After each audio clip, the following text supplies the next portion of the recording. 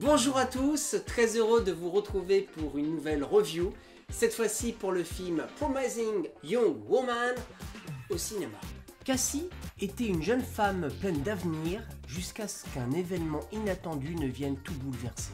Mais rien dans la vie de Cassie n'est en fait conforme aux apparences. Elle est aussi intelligente que rusée, séduisante que calculatrice et mène une double vie dès la nuit tombée. Au cours de cette aventure passionnante, une rencontre inattendue va donner l'opportunité à Cassie d'expier les erreurs de son passé. C'est un film de la réalisatrice Emerald Fennell avec Carey Mulligan dans le rôle de Cassandra Thomas, Bo Burnham dans le rôle de Ryan, ou encore Emerald Fennell ou Alison Brie. Alors pour cette review, je suis accompagné de Angel. Est-ce que tu pourrais te présenter? Bah oui, moi c'est Angel, je suis photographe pour Aimer est un art et je t'accompagne pour regarder cette petite séance. Est-ce que tu peux me dire ce que tu as pensé du film, d'un point de vue réalisation par exemple? Et bah au niveau de la réal, j'ai vraiment bien aimé, il y a eu plein de dénouements, beaucoup de scènes qui ont été prises vraiment très captivantes sur des jeux de couleurs qui étaient vraiment surprenants, c'est vraiment le cas de le dire. J'ai adoré moi, en ce qui concerne, c'est surtout par exemple le premier plan, le plan d'ouverture, Ouais. qui résume un petit peu le film en lui-même. Parce que donc, ce plan d'ouverture, c'est un plan sur en slow motion sur des fesses de mecs en train de danser et de se toucher. Pour faire complètement l'opposition de ce qu'on a l'habitude de voir par rapport aux femmes dans les clips qui se trémoussent. Et du coup, il y a un parallélisme qui montre direct quel va être l'angle du film et l'attaque du film. Exactement, et c'est vrai que ça a une petite note en plus, une petite touche qui est différente parce que souvent c'est très cadré sur les femmes en boîte qui dansent, souvent cadré au niveau de la poitrine ou au niveau des fesses, et là on a eu la même chose version homme, et pas forcément des hommes hyper sexy, mais les hommes lambda en soirée, en fin de soirée. J'ai adoré également la partie cadrage parce que il y avait du classique et il y avait souvent des plans assez originaux. Du genre des plans où au lieu que le personnage prenne tout le cadre, il peut se retrouver dans un coin de l'image. Et on sent, alors j'ai pas vérifié, mais je sens une patte anglaise, en tout cas dans la réal, dans le choix de plein de choses, dans tout ce qui va se concerner cadre. L'esthétique aussi est hyper intéressant par rapport au décor, au choix des décors, exactement, au choix des couleurs, tu en avais parlé juste avant, parce que c'est très beau, on sent que tout est bien placé, tout est bien précis, tout a sa propre place, et il y a des plans, par exemple celui avec l'extincteur, où elle est comme ça, elle a un extincteur et deux tableaux à côté, qui fait un cadre... Enfin, on sent qu'il y a de la recherche et que c'est pas plan large contre champ dans le classique. Ça. Exactement. C'est vrai qu'ils ont vraiment bien joué là-dessus, ou même à un moment donné, elle est à table, où elle est vraiment centrée et on a un effet de profondeur derrière. Franchement, moi j'ai vraiment apprécié ce jeu de couleurs. Non seulement il y a le cadrage, mais il y a aussi vraiment ce jeu de couleurs. Et le choix des lieux. Le choix des lieux, oui.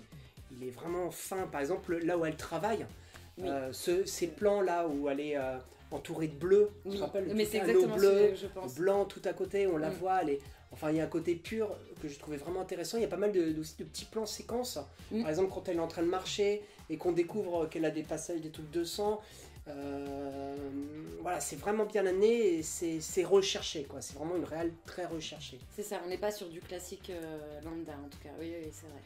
Est-ce que tu peux nous parler un petit peu de ce que tu as pensé du jeu d'acteur? J'ai bien aimé le jeu de Carey Mulligan parce qu'elle incarne vraiment ce rôle, si on devait faire une comparaison un petit peu à la Harley Quinn.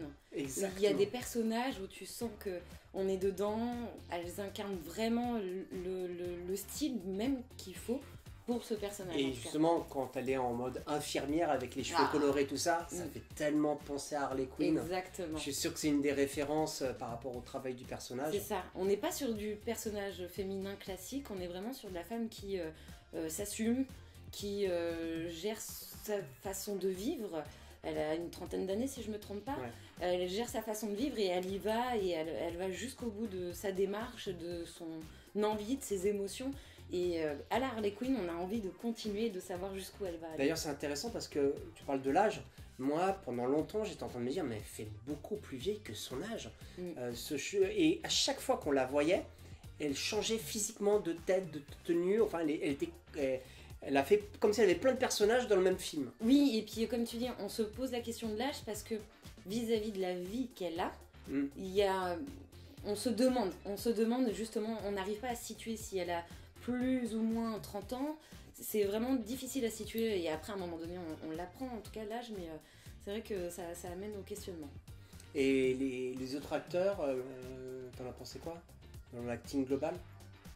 J'ai bien aimé les autres acteurs aussi, enfin les hommes qui l'entourent, on va dire. Il y a un vrai... Ils ont choisi des bons personnages pour représenter chacun... Enfin, ils ont choisi des bons acteurs pour représenter chacun des personnages. On a le côté un peu...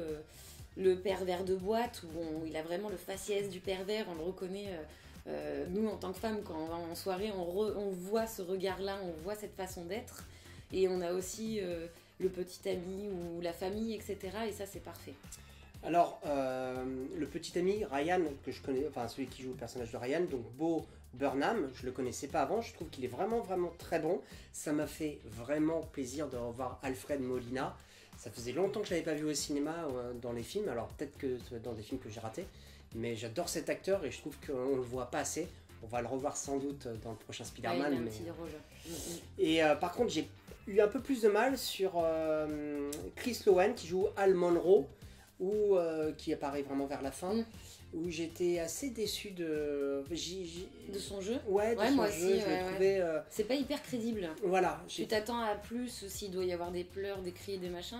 C'est-à-dire qu'il est pas à fond dedans. C'est pas crédible. Voilà, lui, il m'a un petit peu perdu en ce qui concerne l'acting. C'est vrai. Et j'ai aussi beaucoup aimé celle qui fait... C'est Madison, ouais. Alison Brie.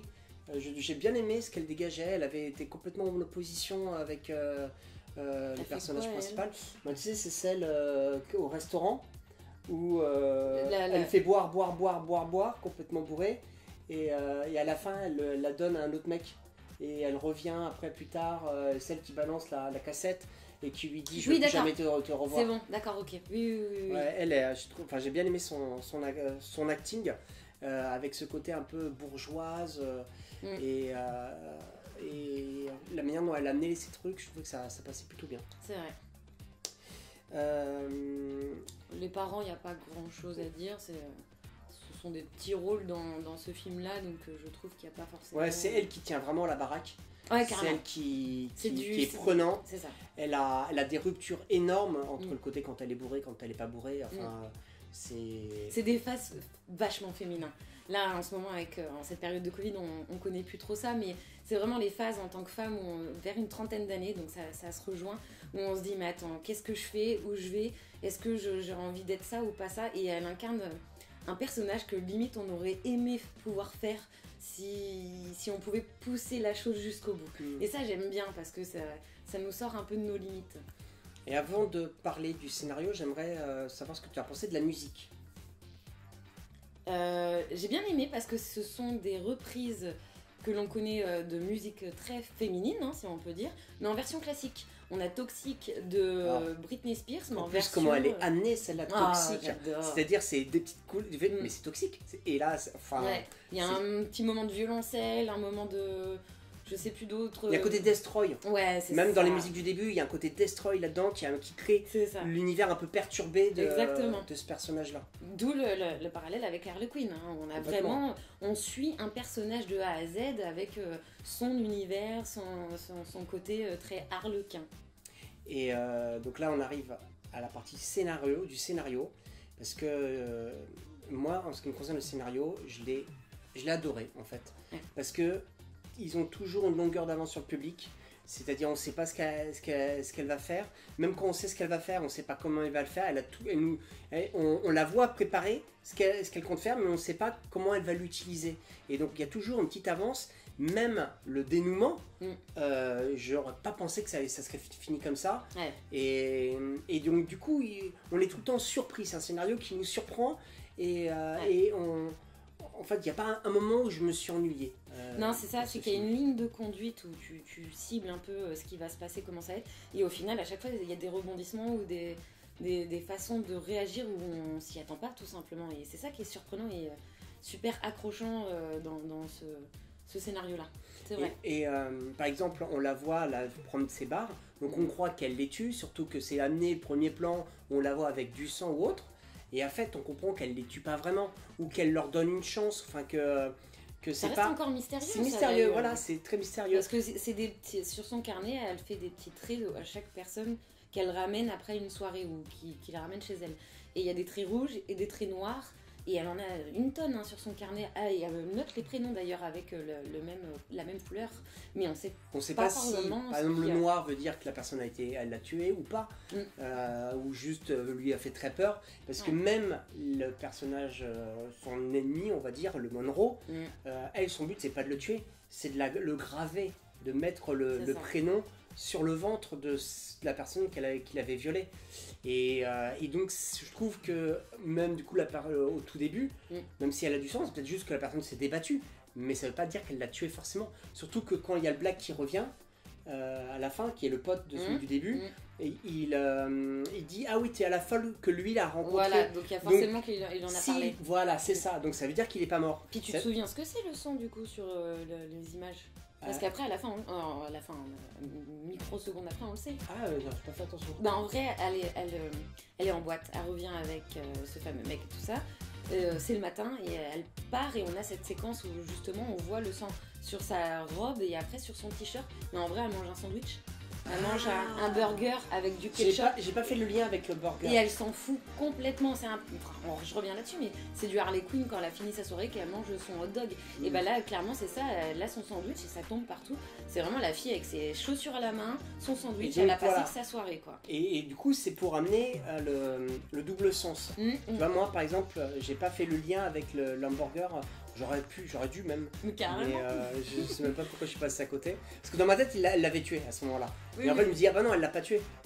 Oui, mais moi j'ai vu tout de suite qu'elle a taché ses vêtements, tu vois. C'est obligé. En tout cas, voilà, en ce qui me concerne, j'ai vraiment bien aimé ce film. J'ai passé un super moment. Il est vraiment prenant, il est bien amené, il est très très bien ficelé, il est d'actualité. Une actrice que je connaissais pas avant. Tu l'avais vu dans le film ? Non, du tout. J'aime bien ses petites mimiques. Elle a un petit sourire et tout ça. Elle est hyper intéressante et je pense qu'on va la revoir dans le futur. Et en vrai, ce qui est bien dans ce film-là, c'est que tu te dis qu'elle va se venger de certaines situations en se disant forcément le parcours classique, ça va être ça, ça, ça. Et au final, c'est la vie et ça se passe pas exactement comme elle souhaite, même si elle est un peu pétée dans sa tête. Mais elle l'a prévu. Elle l'a prévu. Plus ou moins. Mais elle a prévu.